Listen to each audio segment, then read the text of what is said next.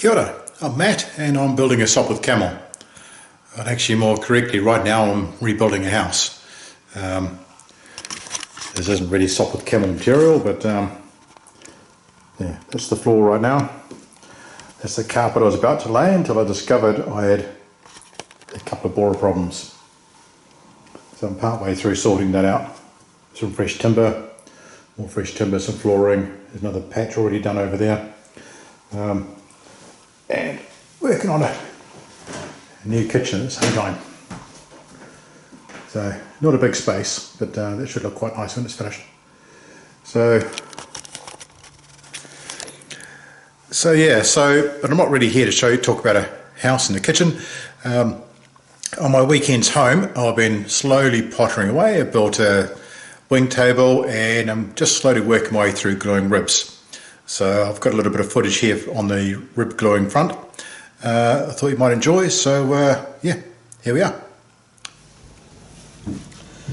So you're looking at a wing root. This is a wing root for the bottom wings, which have a 5-degree dihedral to them. So that this has to be, make sure we get this on the camera, this has to be at 5-degree angle off centre to that. Put another way, 85 degrees between these two surfaces. And that way when the wing sits on the aircraft, this will be flat to the aircraft and the wing will whip up at 5 degrees that way. That helps create dimensional stability with the aircraft in flight. You learn all sorts of stuff doing this sort of thing. So I've got 3 parts I've got to glue together. So this part, which already has the bottom cap strip glued at 5 degrees. So got that piece. I've got this piece, which is the top cap strip, and in the tail a wedge of spruce to help shape the tail and keep that firm. And there's a piece, I believe, that comes out through the tail, which helps, a metal tube which helps hold the wing onto the fuselage.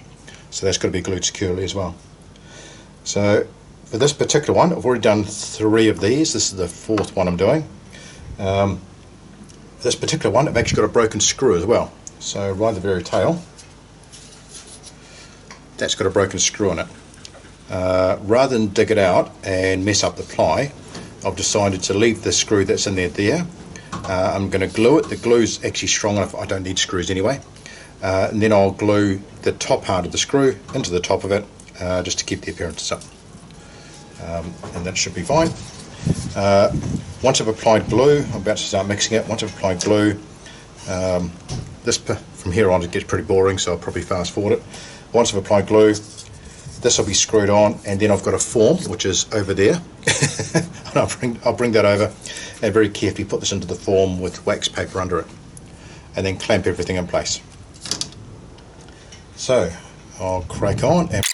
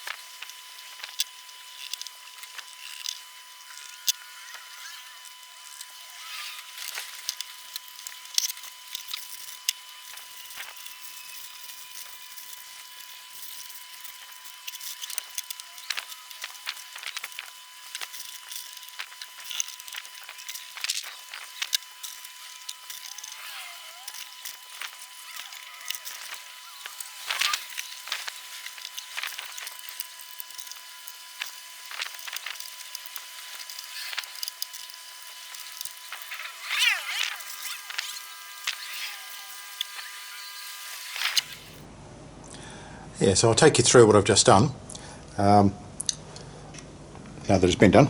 So here we've got the form with the rib in it, these blocks here. I had one on my hand a second ago. Here we go. These are cut to provide that 5-degree angle.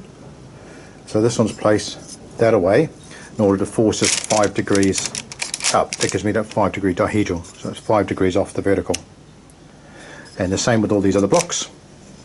There's a groove cut into the bottom to try and avoid squeeze out interfering with the blocks. Fingers crossed, hasn't always worked. And I've got it set firmly against the base, so that should be flat. Got cams on these sides and obviously clamps clamping everything together. And right down the very end, got a clamp, oops, holding that together with that piece on it. So with a bit of luck, that will work well. And just take this off the charger. Hopefully this will still work. I think the battery might be dying on this. And over here, I've got the 3 I've already done. So these 3 are already completed, glued on both sides. Yeah. So fingers crossed, should all be good. See, I seem to have a gap in that one. Take this into the sunlight.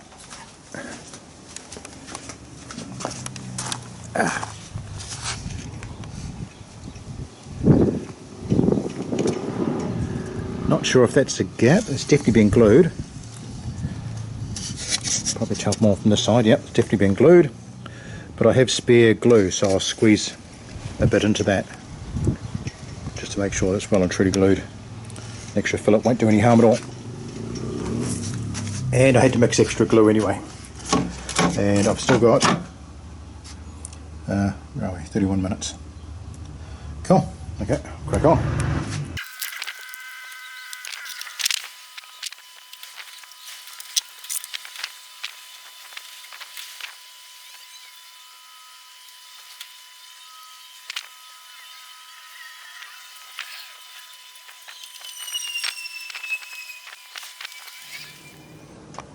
Cool, well that's that one done.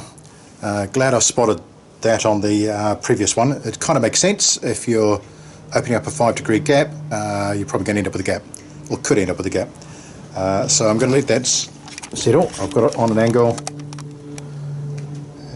It should move into that gap a little bit, and that fillet, glue fillet, will just reinforce it nicely. Keep in mind this glue is significantly stronger than the, I think it was casein glue that was used back in the day.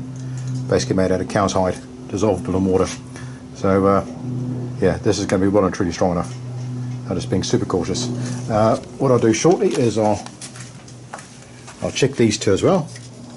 They seem okay, but I'll have a closer look at them shortly when I've got some more glue mixed up, and I'll take the opportunity to reinforce those.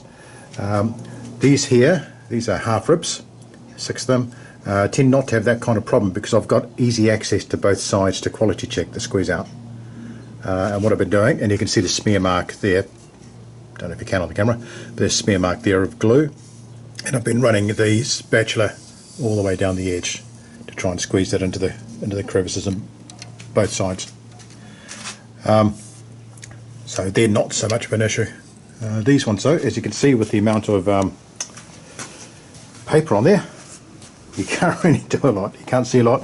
There's too many blocks in the way. It's just, yeah, tricky. So what I'm going to do now is I've got, I can talk about the process I've got here a little bit. So the nose, I have a special jig for this. These 2 have just come out of it. So they'll fit in there. And that's to squeeze the end in tight, ready for the nosing when I make that. So that sorts the nose out. The back half, I've been using another jig, but I've spent the first hour this morning cleaning resin off this, separating this from a rib very carefully because I don't want to destroy the rib or this piece of moulding. This goes up here. Wasn't one of these ones. It was, so that goes there. So that's the size of the spar when it comes through. So it needs to be there. It needs to be a little bit of wiggle room to allow for expansion and contraction of the timber. And what you don't want is for it to actually be glued to anything. because that makes life awkward. If you pull it out, rip it off, you could end up destroying this, and you already know how many hours I put into that. I don't want to do that. So I very carefully separated this from the last spar, which was this one. That's all fully glued. Very carefully so I don't damage that point or that point. But now I'm going to try a different way of gluing it. I'm not going to worry about putting it into a form at all. I'm going to rely on the screws to hold it in shape, and place on a flat bench on top of greaseproof wax paper, and then just put a weight on it just to keep it flat. And fingers crossed, that should do the trick just as well, without the risk of me gluing important pieces like this to other important pieces like that. So my process is, these are all the half ribs I've got. Got quite a few. There's 1, 2, 3, 4, 5, 6. It's 9 in that stack, about another 6 or 8 in that stack. Process is to do the noses first, glue the nose first, and then glue the tail. And I can, with this jig, I can do 2 noses at a time. My big constraint at the moment is that I'm actually not here most of the time, so I'm only able to do this on the weekends where I'm about, which sucks a little bit, but hey ho. These are ribs for the centre section, and you can tell they're for the centre section because they've got the unusual cutout in the nose. That rear hole is for an aluminium pipe to go through, and that carries the control rigging cables. So those will be the next things to be glued, and I've actually got another 6 of those to make up. So that's half of what I want. I kind of got sidetracked with everything else, so I haven't quite finished those yet. But the parts are sitting up here on my rack. There we go, parts, and more parts. Yeah, so that's what I'll do. I'll spend the next probably 45 minutes to an hour faffing around gluing the back half of these two, gluing 2 more of those in here. Yeah, and that's about all I can do for today. The way of gluing. It's a process.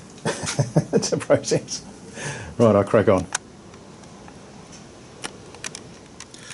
Well, I hope you enjoyed that. I've got about another maybe 4 or 5 weeks heading into late January before I finish this house. It's a slow process, but it's a bit like building a camel. Everything takes time.